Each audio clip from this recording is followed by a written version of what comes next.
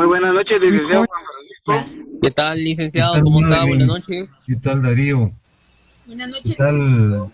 tal, Davis? Mucho gusto de saludarlos. Buenas noches, licenciado. Amigos, ¿qué tal, Naomi? ¿Qué tal, Ronald? Me da mucho gusto saludarlos.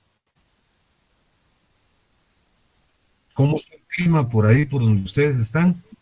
Sí, lloviendo. Lloviendo, ¿verdad, Efer? Sí, sí, es cierto. Buenas noches, licenciado. ¿Y qué tal, Claudia? Bienvenida. Mucho gusto.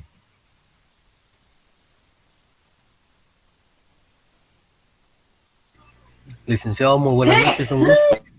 Buenas ¿Qué noches, tal, Jorge? licenciado. ¿Cómo está? Buenas noches, licenciado. Mucho gusto saludarlo. ¿Qué tal está Lester? Bienvenido. Buenas noches, Jacqueline licenciado. también. ¿Qué tal, Ana, Gabriela? ¿Cómo está? Mucho gusto de saludarles. Hola, licenciado, buenas noches, gusto saludarle. Gabriela, igualmente. Hola, Licenciado Francisco, mucho gusto. ¿qué tal está Emerson? Mucho gusto de saludarlo.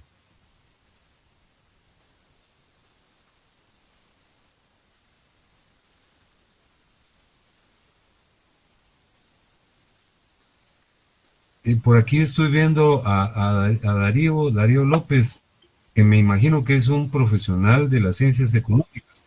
Es así, ¿verdad, Darío? Bueno, yo lo vi hace un minuto, estoy viendo su efigie, pero creo que... Sí, perdón. Buenas noches, licenciado, nuevamente. Es correcto, yo soy administrador de empresas. Ah, qué bien, mi querido Darío. Sí.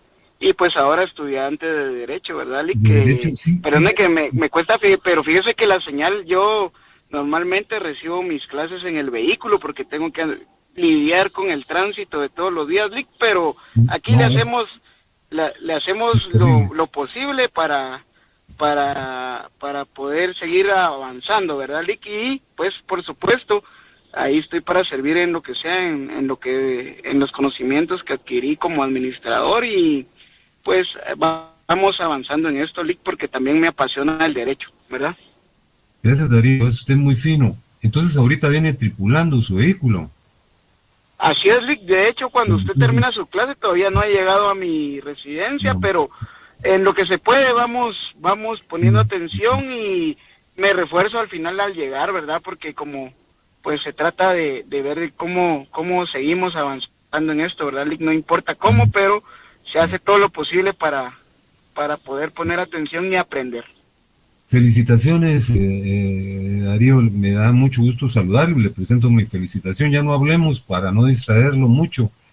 Sí, es cierto, eso del transporte es una verdadera complicación. Y yo me permito reiterarles algo que les he señalado en diversas oportunidades. Las clases son grabadas y permanecen en Classroom una semana, ¿verdad? Porque así como el licenciado Darío López, pues hay muchas personas que tienen o tenemos dificultades para transportarnos, ¿verdad? Es realmente un, una situación tormentosa trasladarse de un lugar a otro. Pues yo también tengo ese problema, creo que todos, ¿verdad? Yo vivo en San Lucas, aquí está mi casa y la de ustedes también, y es una dificultad terrible. Yo tengo mi oficina en la zona 9 y venirme de allá para acá es una verdadera dificultad, ¿verdad? Porque son un poquito más de 2 horas y en la mañana pues hay que salir temprano también para estar presente en las actividades propias de la profesión.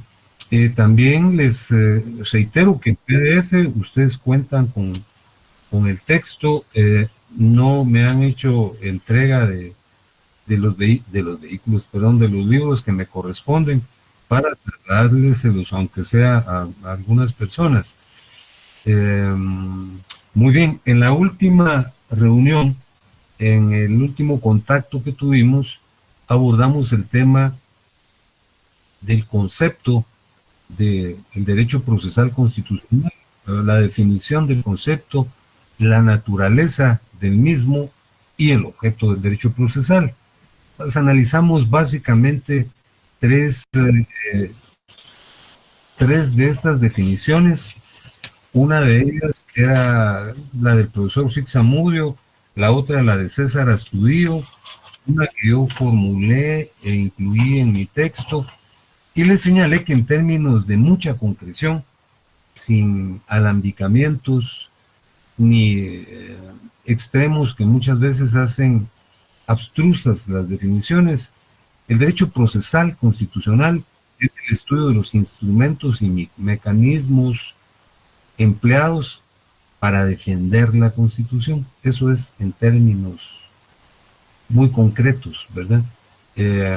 La defensa de la Constitución es muy amplia, como lo vamos a ver en este momento, en unos minutos, pero el derecho procesal constitucional es la defensa del texto supremo por la vía de las llamadas garantías constitucionales, y en esta clase lo vamos a puntualizar, aun y cuando ya en oportunidades precedentes hemos hecho alusión a las mismas.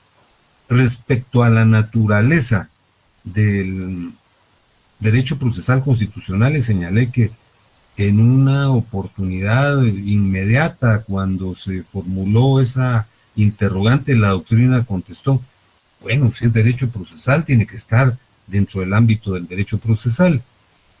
Pero no es tan fácil así el asunto, ¿verdad? Porque el derecho procesal es una normativa sucedánea y el derecho constitucional está en el pináculo del ordenamiento jurídico.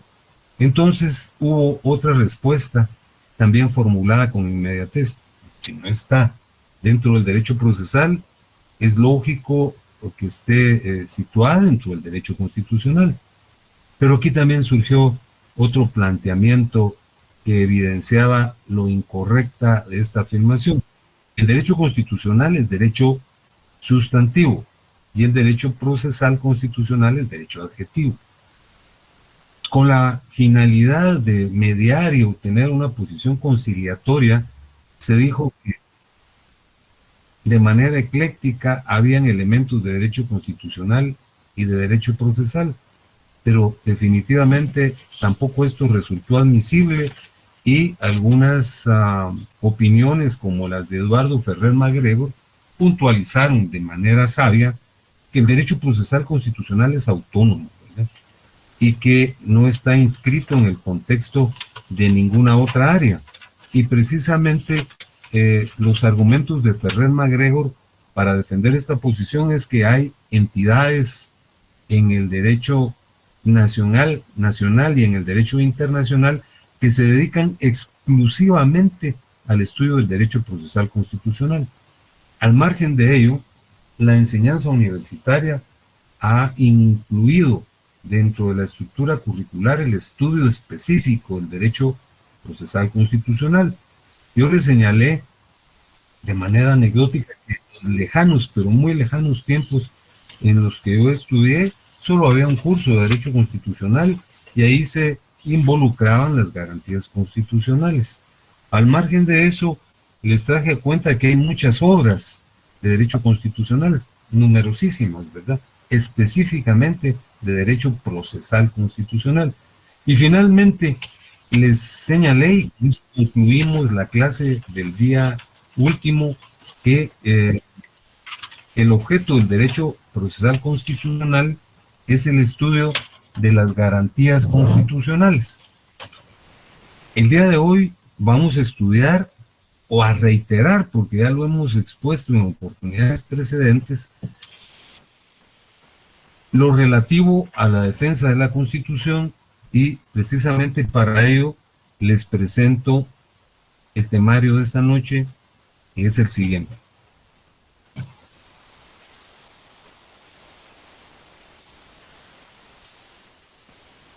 Defensa de la Constitución.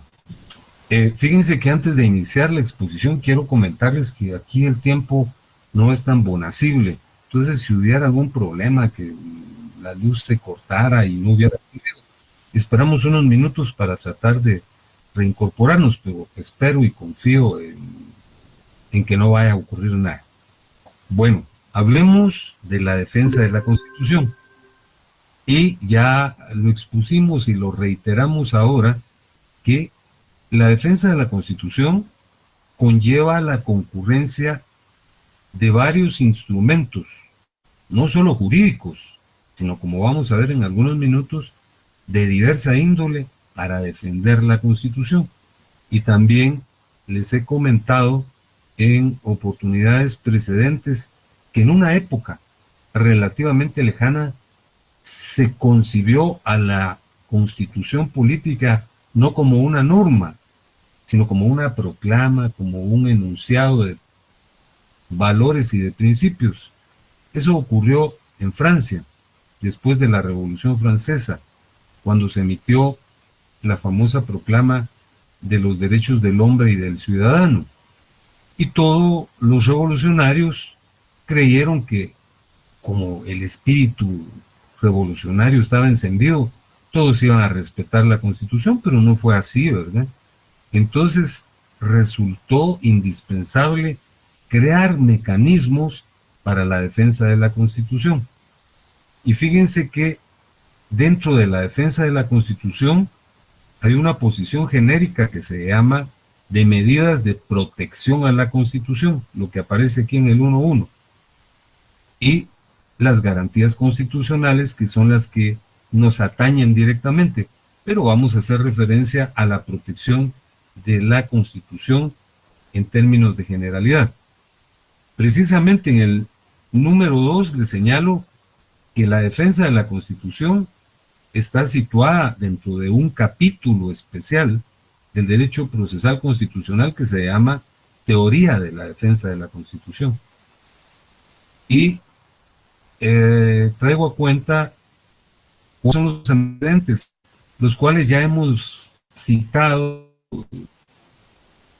en oportunidades precedentes, pero se los cito nuevamente. Ya les acabo de exponer que los revolucionarios franceses de 1789, luego de la Declaración de los Derechos del Hombre y del Ciudadano, creían que por convicción, por disposición, porque acababan de derrocar a la monarquía, todos iban a observar con fidelidad la Constitución, pero no fue así, ¿verdad? Se le irrespetaba, y de manera manifiesta y consecutiva. Entonces se creó una serie de instrumentos para defender la Constitución. Aquí les cito los antecedentes más conocidos. Por ejemplo, un sistema de control de la Constitución muy conocido, lo acabamos de citar y lo menciono yo nuevamente, es el sistema de control constitucional norteamericano, que cuando abordamos la temática del nombre, de la denominación de nuestro curso, dijimos que los norteamericanos les llaman Judicial Review, que es revisión constitucional.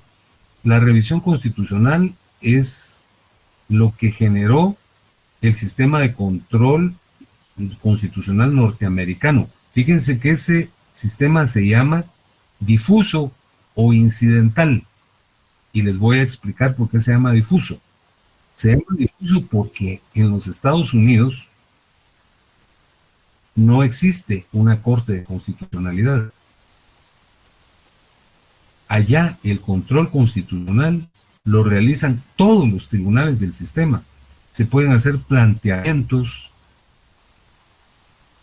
en defensa de la Constitución ante cualquier tribunal. Por eso se llama difuso, porque está difundido en toda la estructura del sistema judicial norteamericano. Y se originó de una forma muy especial. Ustedes ya han oído hablar y continuarán escuchando el nombre de un eximio juzgador norteamericano que era el juez Marshall, John Marshall, que intervino en un famoso caso, en un arquetípico caso, que fue el caso Madison versus Marbury. En ese caso, Marshall emitió su famosa reflexión: las leyes que contrarían a la Constitución no son leyes y no debemos acatarlas. Imagínense ustedes, eso lo dijo en 1803. Entonces, uno de los antecedentes más solemnes de La teoría de defensa de la Constitución es el sistema norteamericano, que repito, se llama sistema difuso o incidental, porque el control lo realizan todos los tribunales del sistema, no hay un tribunal concentrado. Además, otro antecedente era la institución inglesa del habeas corpus, que yo ya les mencioné hace un par de clases. Existe desde 1679 con motivo de emisión de la Carta. Antes de esta institución inglesa, ¿verdad?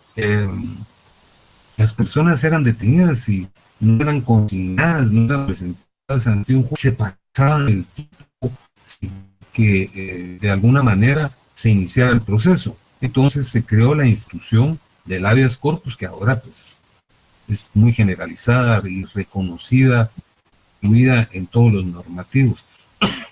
Perdón. Precisamente la ley que nosotros que nos sirve de soporte para estudiar el derecho procesal constitucional, ya sabemos que lleva ese nombre, ¿verdad? Ley de amparo, exhibición personal y constitucionalidad. Ese es otro de los antecedentes de la tesis de defensa de la Constitución. Y el amparo, que como vamos a ver ya en un par de clases, la semana entrante vamos a tratar estudiando un amparo, surgió en 1840, aquí en las proximidades, en nuestras vecindades, en México, con la Constitución de Yucatán. Y el creador, realmente el padre del amparo, es Manuel Crescencio Rejón. Fíjense que ya lo vamos a estudiar, hay múltiples opiniones en torno a dónde surgió el amparo, y hay una tendencia que señala que fue en Francia, en la época napoleónica, pero no es así. El amparo, tal y como lo conocemos, surgió en México en 1840. Y también debemos recordar algo que ya señalamos, ¿verdad? El control concentrado de constitucionalidad surgió en Checoslovaquia y en Austria en 1920. Ese lo vimos, lo platicamos hace un par de clases, ¿verdad? Y que hubo una disputa conceptual, que es lo que yo les señalo aquí, entre Carl Schmitt, que era un profesor nazi, ¿verdad?, el que defendía las posiciones nacionalsocialistas y la supremacía de la raza aria. Entonces Schmitt decía que el control y la defensa de la Constitución debía realizarla el Poder Ejecutivo, pero Kelsen sostuvo que no, y que Kelsen fue el que propició el surgimiento de las Cortes de Constitucionalidad, ¿verdad? Él defendió ese criterio. Entonces, para concluir esta primera parte, les vuelvo a señalar que la defensa de la Constitución consiste en el empleo de ciertos instrumentos que posibilitan que la Constitución no sea violada, ¿verdad?, no sea sesgada, no sea tergiversada. Y dentro del acápite, dentro del término, dentro del vocablo defensa de la Constitución, se incluyen dos posiciones: la protección constitucional, protección de la Constitución, que como vamos a ver es una Constitución de diversa índole, mientras que también se incluyen las garantías constitucionales, que son las que vamos a estudiar específicamente, que son los procesos constitucionales.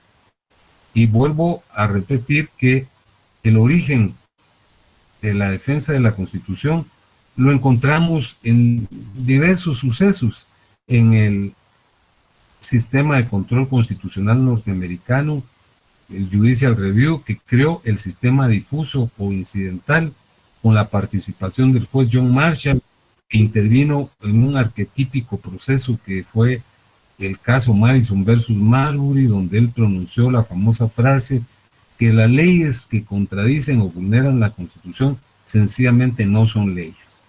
Luego le cité la institución inglesa del habeas corpus, que es muy añeja, de 1679, y que lo que pretende es exhibir a las personas que son detenidas y no son consignadas ante la autoridad judicial de manera inmediata. Ahora, los acontecimientos más próximos de defensa de la Constitución están constituidos por el juicio de amparo de 1840, 40, que es el punto a partir del cual surgió el proceso de amparo en México y que su creador es don Manuel Crescencio Rejón. Y también hablamos del sistema concentrado. Fíjense los dos sistemas. Hay un sistema difuso e incidental que es el norteamericano.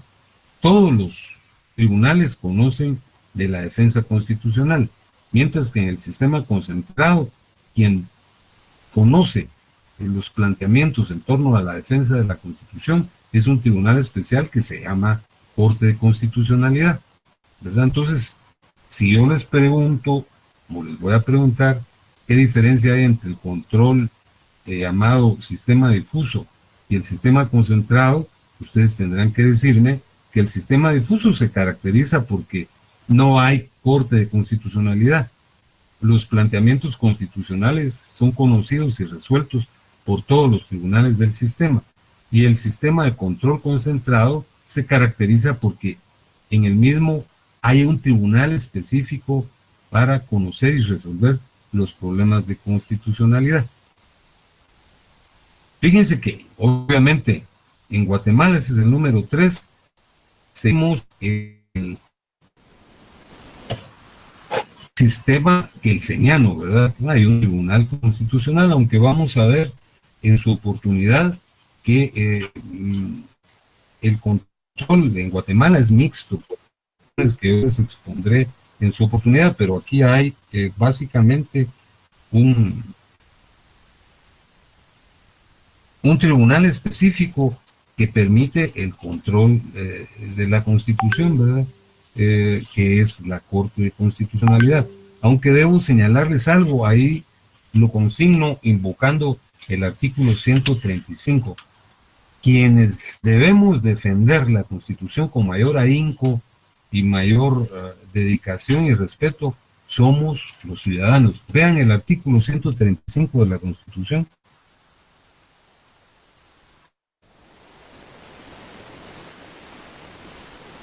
Deberes y derechos cívicos. Por favor, denle lectura si fuera tan fina. Ok, todo no.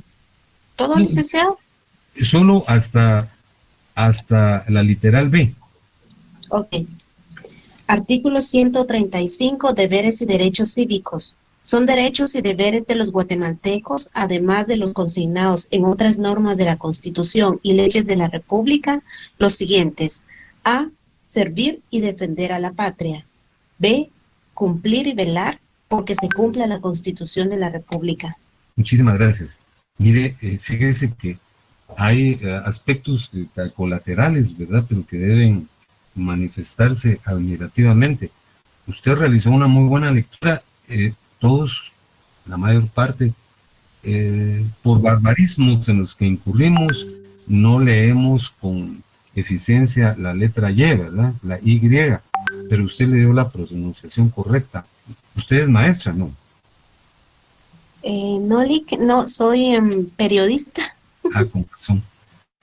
Pero sí. Me impresionó mucho su lectura porque hizo el énfasis específico cuando se habla de leyes, ¿verdad? Pero uno lo pronuncia más leyes, dice, ¿verdad? Como que si fuera una I latina. Bueno, valga el comentario. Muchas gracias por la lectura. Entonces, fíjense que de conformidad con el artículo 135, claro, está la Corte de Constitucionalidad, están los tribunales del sistema, pero quienes, como un deber y derecho cívico, debemos asumir una actitud porque se cumpla la Constitución, somos los ciudadanos, ¿verdad? Cuando advirtamos, cuando percibamos, cuando estemos convencidos de que hay procesos en cuales de manera evidente se está sesgando, tergiversando y violando la Constitución, debemos asumir las actitudes cívicas que proceden de defensa de la Constitución. Bueno, hablemos ahora de la protección constitucional.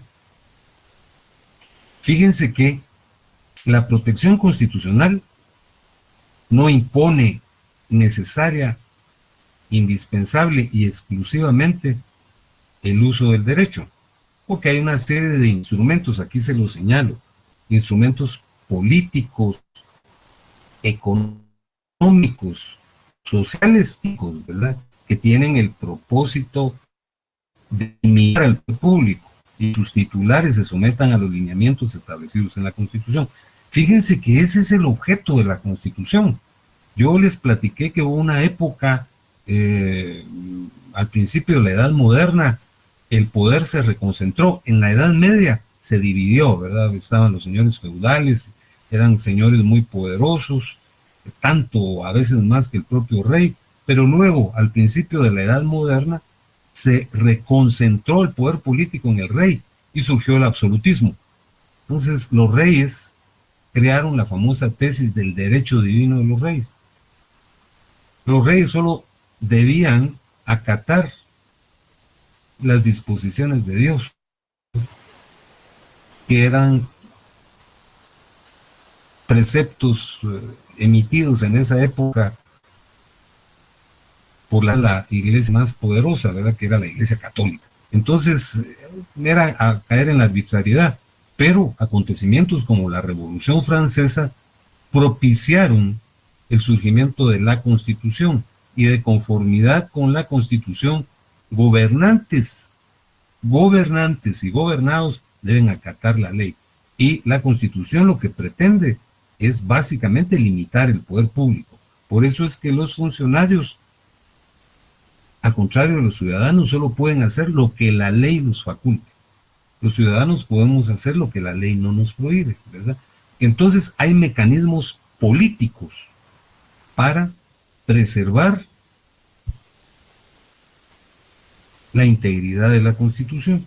Por ejemplo, uno de los mecanismos políticos que surgió también de la Revolución Francesa es la división de poderes. Les acabo de señalar que hubo un momento en el cual el poder estaba concentrado absolutamente en el rey, a principios de la Edad Moderna, ¿verdad? Y eso conllevaba una serie de situaciones incorrectas e inconvenientes, porque al rey no se le podía refutar absolutamente nada. Entonces, los teóricos de la época, como John Locke y Montesquieu, señalaron algo que en la actualidad es un paradigma jurídico, ¿verdad?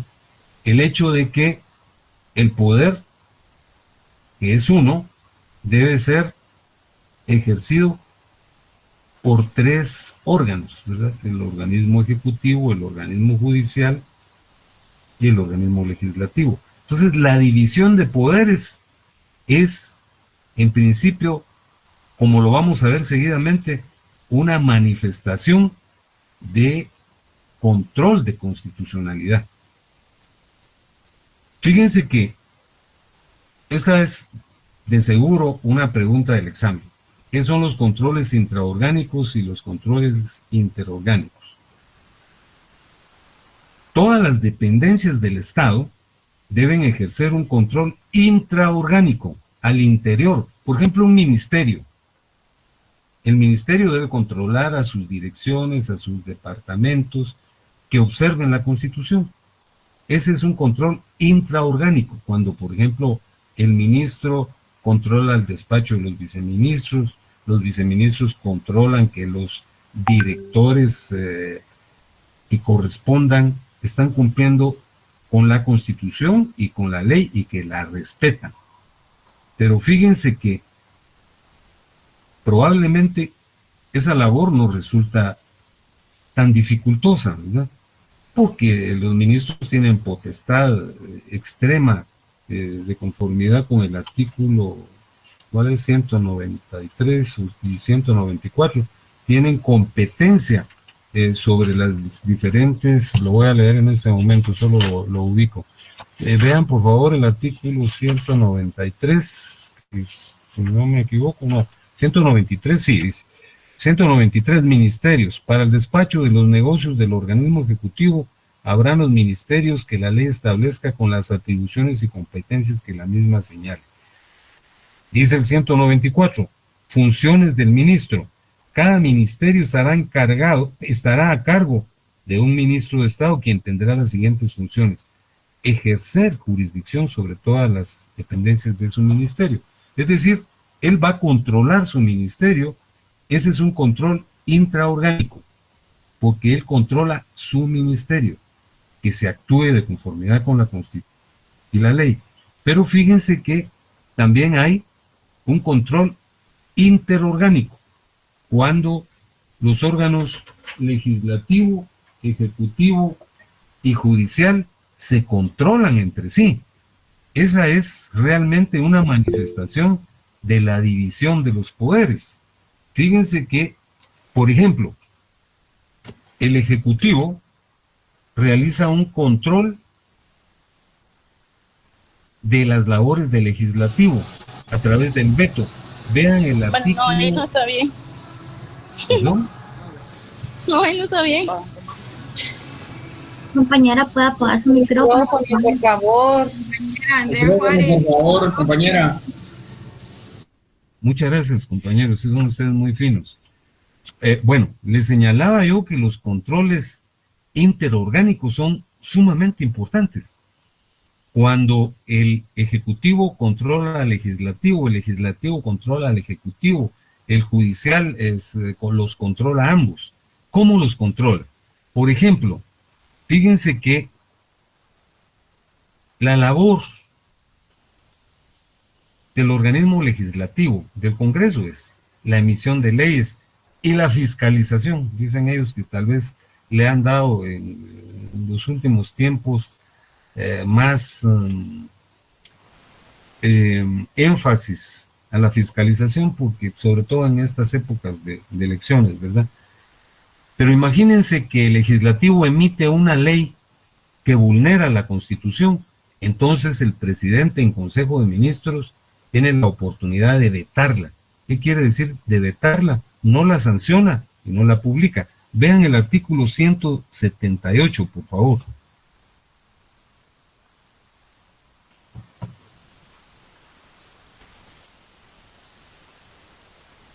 Ya lo tienen a la vista. Ya está. Dice, veto, dentro de los 15 días de recibido el decreto y previo acuerdo tomado en Consejo de Ministros, el presidente de la República podrá devolverlo al Congreso con las observaciones que estime pertinentes en ejercicio de su derecho de veto. Las leyes no podrán ser vetadas parcialmente, es decir, el veto es un control constitucional que el Ejecutivo ejerce sobre las leyes que considere inconstitucionales. Realmente en un país como el nuestro, que es un país subdesarrollado en extremo, ¿verdad?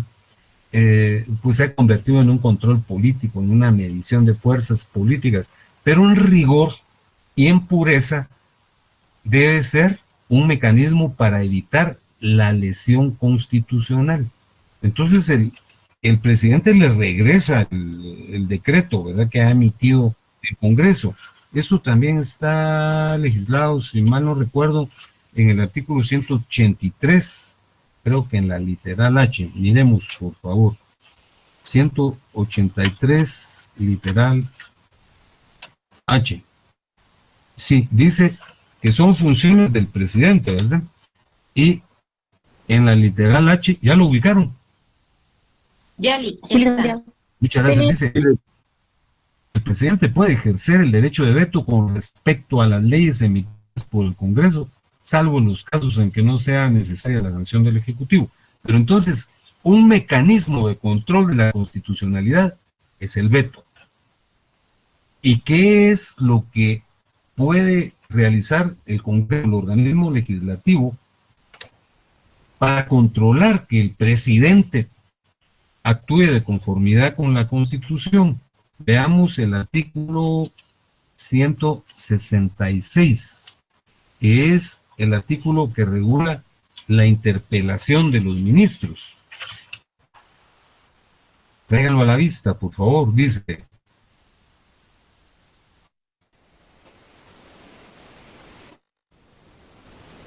¿ya lo tiene lista? Sí, gracias. Muy bien. Los ministros de Estado tienen la obligación de prestarse al Congreso a fin de contestar las interpelaciones que se les formulen por uno o más diputados. se sitúan aquellas que se refieran a asuntos diplomáticos u operaciones militares. Ahí no tienen obligación de contestar, ¿verdad? Las preguntas básicas deben comunicarse al ministro o ministros interpelados con 48 horas de anticipación. Ni el Congreso en pleno, ni autoridad alguna podrán limitar a los diputados al Congreso el derecho de interpelar, calificar las preguntas o restringirlas. Y miren los efectos, están regulados en el 167. Dice, efectos de la interpelación. Cuando se planteare la interpelación de un ministro, este no podrá ausentarse del país ni excusarse de responder en forma alguna. Si se emitiere voto de falta de confianza a un ministro aprobado por no menos de la mayoría absoluta del total de diputados al Congreso, el ministro presentará inmediatamente su dimisión. Claro, ahí hay una forma de resolverlo, ¿verdad? Pero vean la mecánica de control. El Ejecutivo controla al Legislativo a través del veto y de otros mecanismos, ¿verdad? Pero este es probablemente el más importante, y el Legislativo a través de la interpelación de los ministros. En rigor, lo que tendría, que controlarse y defenderse es la pureza de la Constitución, pero se ha convertido en un mecanismo político, y a veces ni político, sino politiquero, ¿verdad? Pero fíjense que también hay circunstancias en las cuales se ejercen controles económicos y hacendarios. Por ejemplo, miremos el artículo, ya que andamos cerca en el 166, el artículo 171, ese sí lo consigné en el temario. Vean, por favor, el artículo 171. ¿Ya lo tienen a la vista? Yalik. Sí, gracias. Muy bien. El artículo 171, ahora el que no lo encuentre soy yo, dice en la literal C, dice lo relativo a la aprobación del presupuesto, dice, en la literal B es, yo creo que les puse literal C, pero es la literal B, dice aprobar, modificar o improbar, aprobar, modificar o improbar a más tardar 30 días antes de entrar en vigencia el presupuesto de ingresos y egresos del Estado. El Ejecutivo deberá enviar el proyecto de presupuesto al Congreso con 120 días de anticipación. Entonces, por favor, ahí me les pido disculpas, es 171 literal B. Ese es un mecanismo de control. El presidente no decide ni determina por su propio arbitrio lo relativo al presupuesto. Tiene que remitírselo al Congreso para que éste en su momento lo apruebe, ¿verdad? O lo repruebe, ¿verdad? Y por eso se discute de una manera tan extrema. También consultemos sobre el particular el artículo 183, literal J, que se refiere también al presupuesto.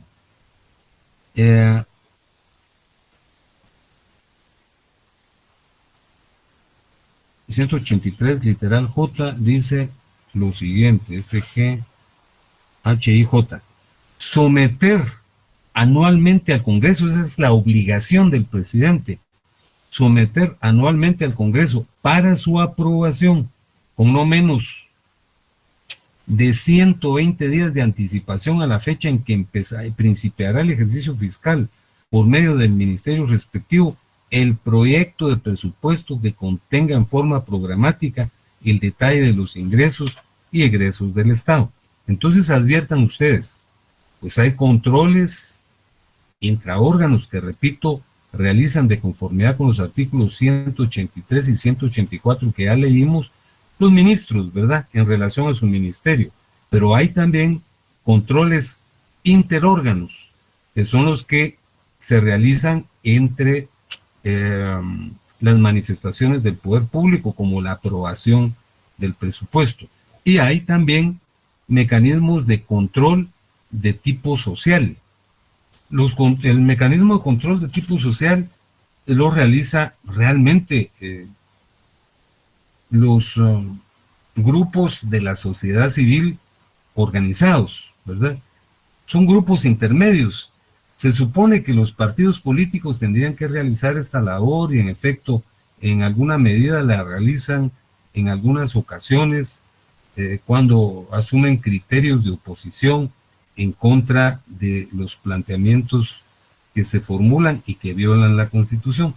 Lamentablemente, el Congreso ha posibilitado que se le hagan señalamientos de diverso tipo y se dicen que hay partidos alineados, que hay grupos de diputados alineados y que no votan en contra, ¿verdad?, de planteamientos que muchas veces son contrarios a la Constitución.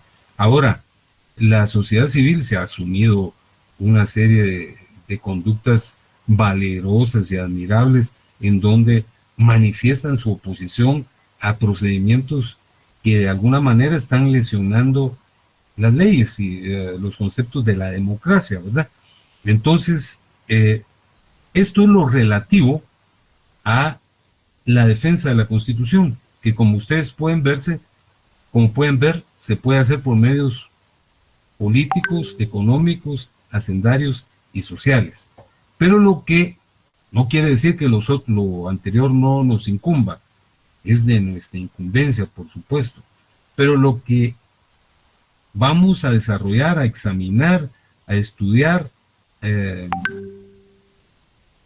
es lo relativo a los mecanismos jurídicos para defender la Constitución, porque somos y vamos a ser abogados, ustedes van a ser abogados, entonces hay mecanismos que defienden la Constitución. Aquí se lo señalé, ¿verdad? La rigidez constitucional es un dificultoso procedimiento de reforma constitucional que contribuye a su defensa. Fíjense que hubo una época en que en Guatemala la Constitución no tenía validez ni se le respetaba, bueno, ahora tal vez en algunas actitudes, pero hubo un lapso después de la Revolución del 44 en la cual se instauraron regímenes irrespetuosos, habían golpes de Estado a cada momento y se reformaban las constituciones de la manera más grotesca que ustedes se pueden imaginar. Por eso es que se instauró, como lo vamos a ver en el futuro, la rigidez constitucional. Hay artículos de la Constitución que no pueden ser reformados, ¿verdad? Vean, por favor, el artículo 278.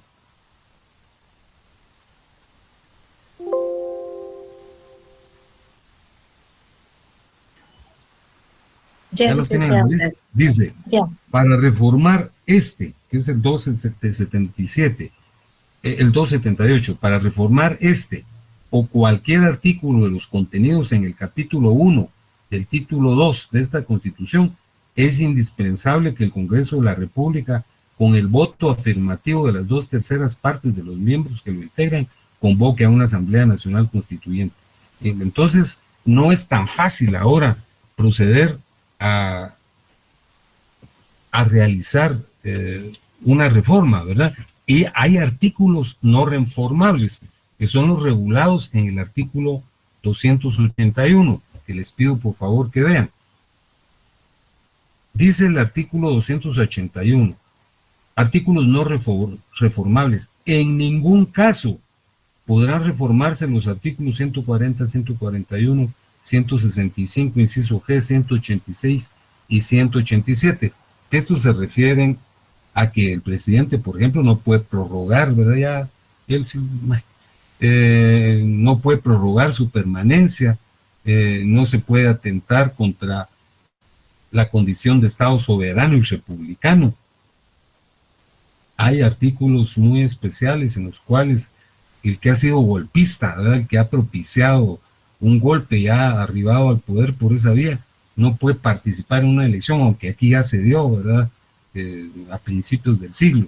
Entonces, esos son elementos jurídicos muy importantes, pero las garantías constitucionales son trascendentes, ¿verdad? Están en el número 5. Las garantías constitucionales son los procesos constitucionales que posibilitan la defensa de la Constitución. ¿verdad? Les voy a leer esta parte, aquí se lo sintetizo. Dice, las garantías constitucionales son los medios jurídicos predominantemente de carácter procesal que están dirigidos a la reintegración del orden constitucional cuando el mismo ha sido desconocido o violado por los propios órganos del poder, a pesar de los instrumentos protectores, instrumentos destinados a la corrección de lo que se llama una patología constitucional.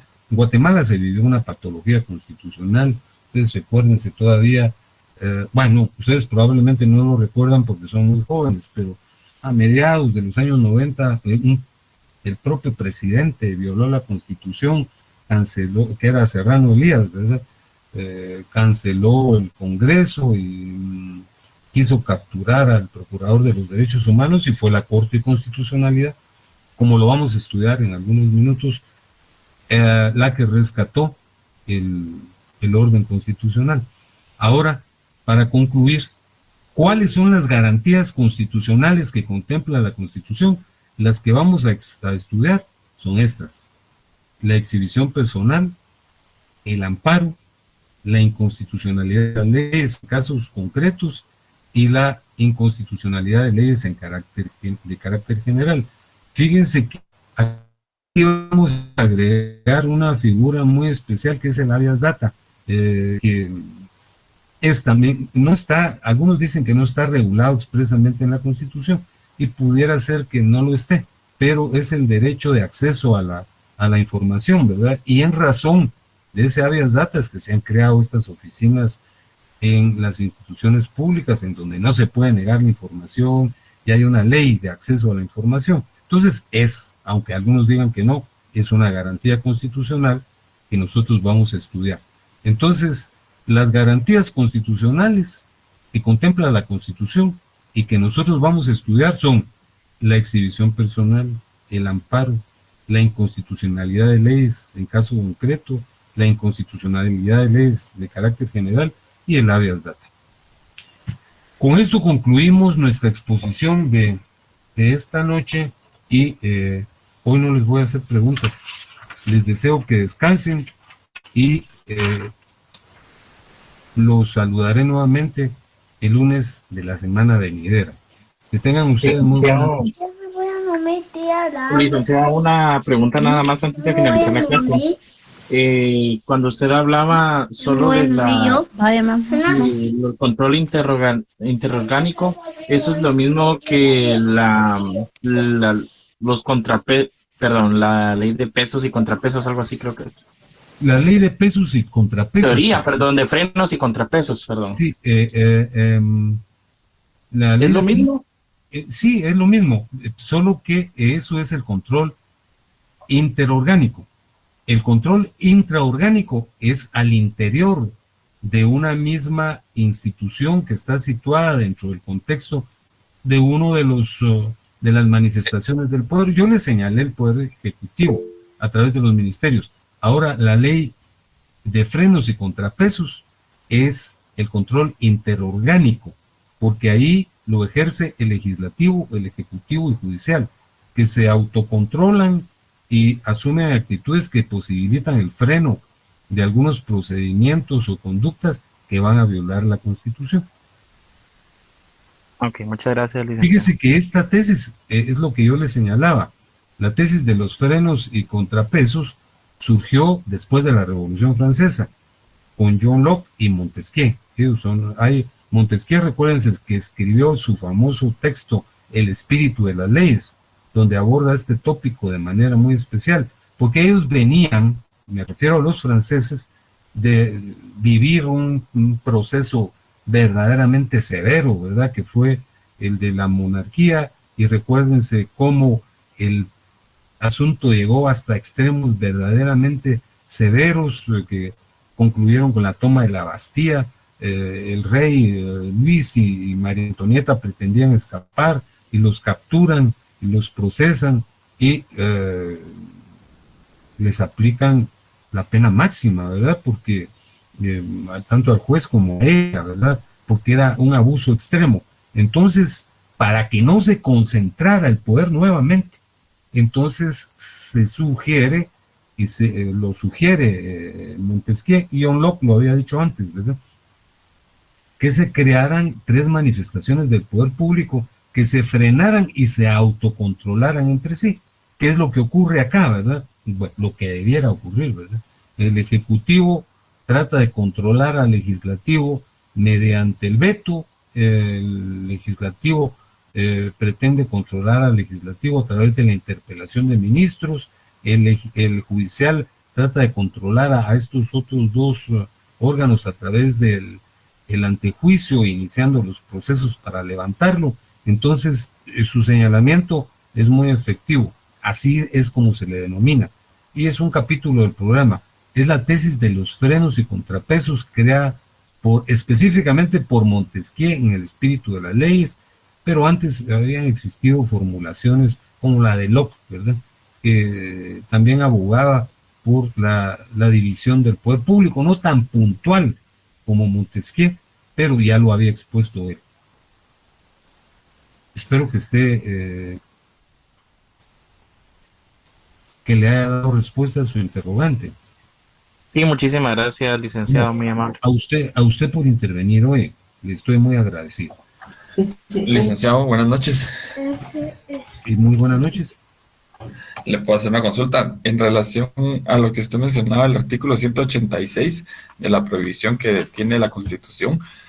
En este caso, en el proceso que estamos viviendo en Guatemala actualmente, sobre una candidata que participó, que tenía esas limitantes, con su vasta experiencia a través de la Corte de LIC, ¿existe alguna situación que se pueda hacer a través de alguna personería individual o jurídica para poder contrarrestar lo que los magistrados dictan de la posibilidad de la participación de esta candidata? Mire, sí, perdón. O alguna sanción que se tenga que ver posterior, pues, o sea, viendo la estado colegial que tienen los magistrados, ¿se puede hacer alguna situación en contra de esta intervención o simplemente se queda como en contra de los magistrados de la Corte de Constitucionalidad? Ajá. Fíjense o que solo queda como una situación de criterio colegial que al final pues debe respetarse a nivel social, ¿verdad? Como se hizo en este momento, en esta participación. Mire, déjenme, ¿con quién tengo el gusto? Perdone. Le saluda Oliver Carrera, licenciado. ¿Cómo? Le saluda Oliver Carrera. Oliver, mire, su pregunta es muy importante. Déjenme contarles una anécdota personal. Fíjense que yo estuve en la Corte de Constitucionalidad como magistrado en 3 periodos.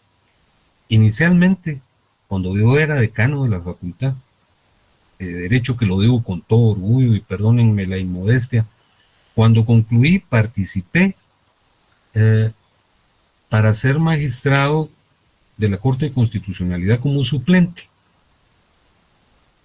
Y participé y el Consejo me eligió. El magistrado titular fue don Arturo Sierra, que ya murió, era una persona muy distinguida, fue mi mentor, yo le aprendí mucho. Pero luego yo participé en la elección del Colegio de Abogados y fui magistrado titular en 2 oportunidades, de 2001 a 2005 y de 2005 a 2011, y consecuentemente presidí la Corte en 2 oportunidades. En el 2003 se dio una situación. Fíjense que se postuló un general, que era el general Ríos Montt. Entonces, de conformidad con mi criterio y el criterio de otras 2 personas que me merecen todo mi respeto, uno de ellos es el licenciado Rormoses, que era magistrado también, había sido mi maestro en la facultad, y también Carlos Enrique Reynoso, que en paz descanse, que eran personas muy especiales. Consideramos que no se podía, él no podía porque dice claramente el artículo 186, que tiene prohibido optar para el cargo de presidente o vicepresidente de la República el caudillo o el jefe de un golpe de Estado, y él había presidido un golpe de Estado. Me refiero al general Ríos Montt, ¿verdad? Entonces todos recordamos lo que ocurrió en 1982, que fue derrocado alguien que supuestamente había ganado la presidencia en una elección amañada también, ¿verdad? Entonces se integró un triunvirato. Y finalmente los triunviros tuvieron diferencias entre sí, se pelearon, ¿verdad? Y Ríos Montt se erigió como presidente de la República. Al año siguiente lo derrocaron, ¿verdad? Mejía Víctores. Después volvimos a la democracia, entre comillas, y él se postuló en este año, allá en este siglo. Pero fíjese que lamentablemente, esa es una de las experiencias más dolorosas y desagradables. La corte está cooptada en esa época, ¿verdad? El partido de gobierno, que era el FRG, había situado a muchos magistrados, dentro de ellos lamentablemente alguien que había sido decano de la facultad también, y todos ellos votaron por la participación, pese a la claridad que había de que él no podía participar. Fíjense que ahora, en concreto, en relación a doña Suri, que por ahí creo que va la pregunta, pues yo en lo personal estimaría que ella no podía participar, porque la Constitución dice en el mismo artículo 186, literal C, que tienen prohibición también los parientes dentro del 4º grado de consanguinidad y 2º de afinidad del presidente o vicepresidente de la República, cuando este último se encuentra en el ejercicio, y los de las personas a que se refiere el inciso primero, o sea, los que son parientes de un caudillo que haya dado golpe de Estado. Pero fíjese que el asunto ha ido modificándose. Yo en lo personal creo que la norma suprema, aunque sea injusta, es la Constitución y que hay que acatarla. Tanto es así que en la pasada elección ella no pudo participar por esto, ¿verdad? Pero en realidad, en la actualidad el criterio se reformó por, no sé realmente por qué argumentos, ¿verdad? Entonces ella pudo participar, ¿verdad? Yo creo que en efecto, tal y como dicen, los hijos no son responsables de las conductas de los padres, y ahora pues también se contempla como un derecho humano el hecho de elegir y ser electo, y que con fundamento en ello se posibilitó la participación de doña Suri. Pero yo honestamente sí creo todavía, algunos me dicen, no, esa es una posición todavía muy radical, que el 186 contiene prohibiciones que deben acatarse, observarse y cumplirse. No sé si está respondida su pregunta.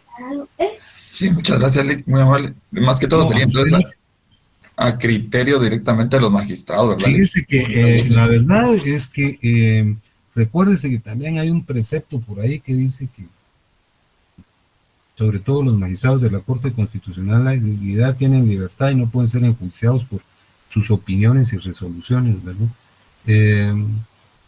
Yo le manifiesto mi criterio y mi posición, ¿verdad? Que incluso algunas personas muy próximas a mí, ¿verdad? Y amigos míos, la rebaten porque dicen, no, vos estuviste ahí a principios de siglo y eso ocurrió hace mucho tiempo, ahora el enfoque ha cambiado, pero la ley todavía no ha cambiado, pues, ¿verdad?